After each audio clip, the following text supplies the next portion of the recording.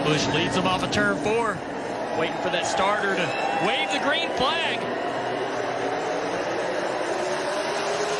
We're underway here in New Hampshire.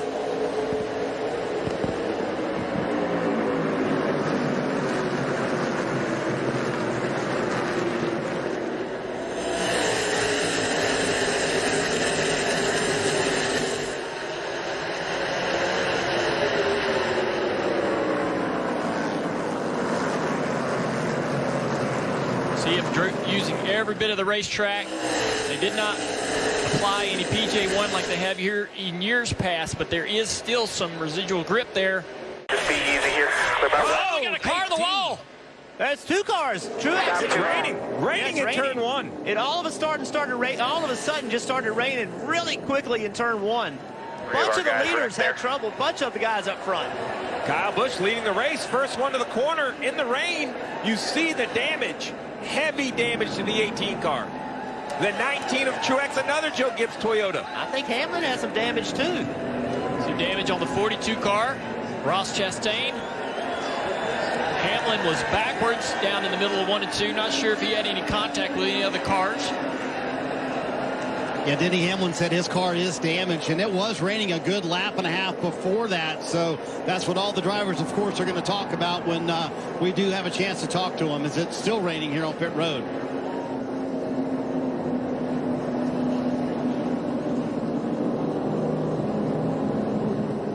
Heavy damage to the 18. I'm not sure this is even repairable, and where they're at currently with multiple wins on the season, I'm just not sure, you know, the value. Oh, he's got the window net down, pushing the pace car. I don't believe I would do that. Yeah, I wouldn't either.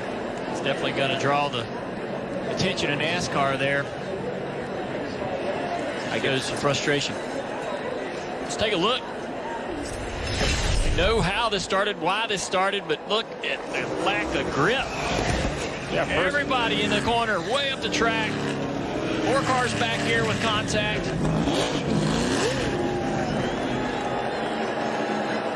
Kyle Busch just drives in the corner expecting to have grip, and it's just not there. Track's wet. Big damage. I've drove cars for 2 decades, and I'm shocked at the lack of grip. That, you know, I know that it's raining pretty hard out there. We're in a booth, and we don't really know exactly how much participation is coming down, but sitting under red flag, look at the crew member, open the hood flap, and then reach in. No dice. Can't work on a car under red flag conditions. NASCAR saw that, and due to that, you see the other crew members coming out, but they have covers. They have some other things. This right here is clearly more than covering the car, Marty. So that is the reason they have been held for 2 laps. Yep, that is the 2-lap penalty. I'm standing here with Paul Wolf, and he's shaking his head. Yes, that's what happened. So he's talking to Joey right now. What exactly was it, Paul? Yeah, it was unfortunate. A piece of debris or something flew up off of the racetrack and got up in the linkage there, and when we went green there initially, it just wasn't getting wide open. So we just had to fix it. Feel like our car's Auto Trader Ford was fast, but we're going to need to get wide open throttle to be able to win this race. There you go. And obviously now down 2 laps. They've got their work cut out for them, Steve. I don't know how they would make that up, but putting all that puzzle together, we appreciate Paul Wolf's time there. What a crazy start to this race today at New Hampshire. Yeah, first of all, I agree with Marty. Really appreciate Paul Wolf. I'm not sure I would have been in such a state of mind where I could have gave such a good interview. Couldn't get wide open. Jeff, I assume they saw that in the data. Like, hey, man, why aren't you going to wide open? What's the deal, right? They had that whole red flag, or maybe they saw it live.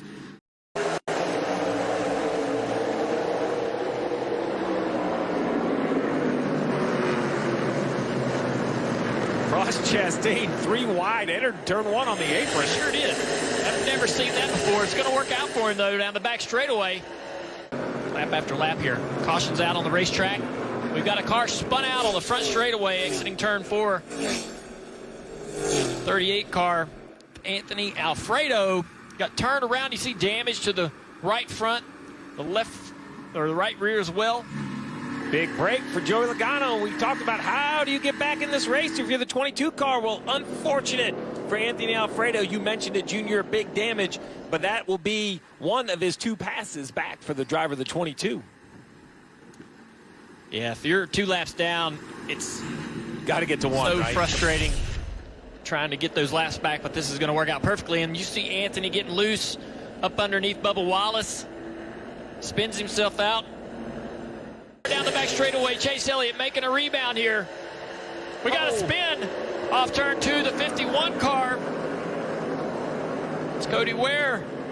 For us to win this race. The double zeros in the wall. Yep, we got a car in the wall. Quinn Huff in the fence down in turn 3 and 4. Looks like some damage on the left side of the left rear. Deck lid's wrinkled up.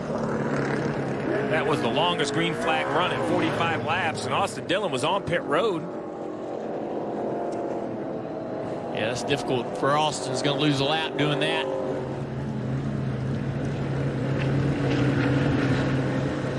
There you see the damage to the Permatex 00.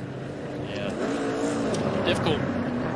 Looked like a couple cars bunched up down there side by side, trying to get through that turn 3 entrance over those bumps. Let's take a look here. Oh, he got a little help down in the corner. Looks like possibly Ryan Newman. I hate this. That looked like Ryan Newman. Yeah, these restarts are physical contact right there. Oh. Big spin. Chris Buescher comes around. Bubba Wallace. Damage to the right side of the 17. Right front's flat. So lucky they spun down the entrance of the road course, missed that interior wall. Damage to the left side. There's that right front tire down on the 17. Chris Buescher's forward. Chris Buescher was looking so good in the points about a month and a half ago, and since then, nothing's gone right. Longtime sponsor Fastenal on board for this Roush Ford. Trying to get his way back to pit road. Yeah, we talked to Chris this week. You could just hear that, regardless of what he was saying, you could hear the disappointment, just trying to figure out what to do. Now, the concern here is no interliners at the 1 mile track, so we see some sparking. You know, that could be the sway bar arm, could be other pieces of suspension. Let's take a look at what happened, guys. See the contact with the 8 right there, but something happening behind them. The 23 just gets loose off the corner. I don't know if he had any help there, but he just gets loose off the corner and nowhere for the 17 of Buescher to go. And you're right, they were very lucky where they were on the racetrack not to have worse contact. I don't know, maybe Buescher got into the back of him and helped him around and got Bubba loose off the corner. Can't really see. I feel like Buescher, there was some contact behind from Stenhouse just as Buescher tried to slow up. He's going to work his way off of turn 4 and claim the stage 2 win. This is only Brad's second stage win of 2021. Oh, Blaney slips up the racetrack. Side by side off turn 2. Down the back straightaway, Eric Almirola. Oh, Blaney hanging on that outside. That's going to make it difficult for the 10 here on corner exit. Oh, man, he's so close. Oh, now Eric can drive it in the corner. Just overdrive it, slide up in front of Blaney right here. There you go. I think Brad's got to push really hard right here. Take advantage of the advantage you have, and that is short run speed. Get by Almirola now. Now, in my opinion, you only have to be in front of him by 3 or 4 car lengths. Get it? Oh, here we go. Almirola all over Keselowski.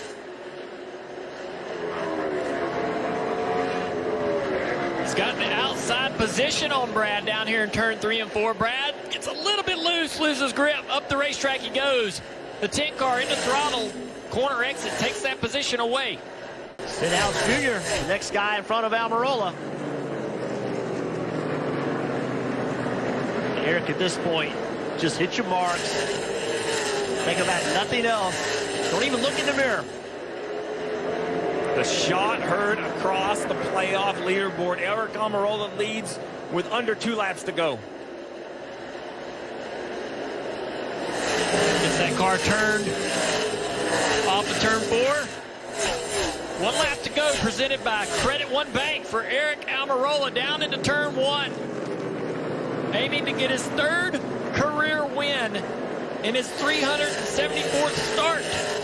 Last win was at Talladega in October of 2018. This is going to put Eric Almirola into the playoffs. If he can make it through turns 3 and 4, he's got lap cars in front. But the lead is a little bit too big for Christopher Bell. Eric Almirola with the upset at New Hampshire. Yes, yes, yes, yes! Oh, God. That is awesome.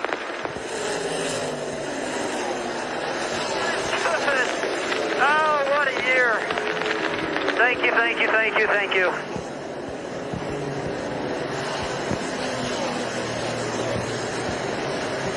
Never quit fighting. You got, even when you feel like the world's about to end, never quit fighting. Let's go playoff racing. How about that? You love to hear the happiness in the voice of these guys when they do something great. You can tell this guy here appreciates what he's done today. He turned their season around. 27th in the points. Not a threat. Yeah, first win this year for Stuart Haas Racing. Yep. Nobody had them on their radar today. They turned it on late in this race. My goodness. Best car won. Yeah. They had the fastest race car. We think we can predict what's going to happen in this sport 2 weeks in a row. We get the unpredictable results with Kurt Busch winning in Atlanta. Now Eric Almirola punches his ticket to the playoffs. Makes that bubble battle a lot more interesting. And Junior now 2 road course races and a super speedway race at Daytona. What could happen? This is your checker flag moment, brought to you by Advance Auto Parts. Burn it down. These fans stuck around all day long through the weather delay and saw some awesome racing here in the last 2 days at New Hampshire. This racetrack's a lot of fun. These fans up here love racing.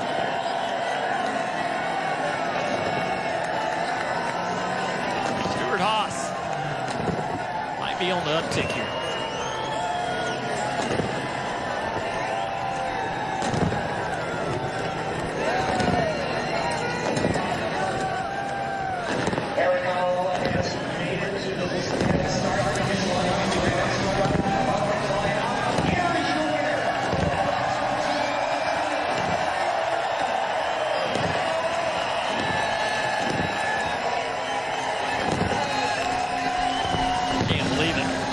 Can't believe it. And I mean, those last 20 laps, probably the hardest laps he's ever drove.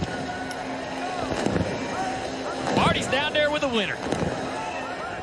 For more great NASCAR on Fox content, subscribe to our channel. It's somewhere right around here.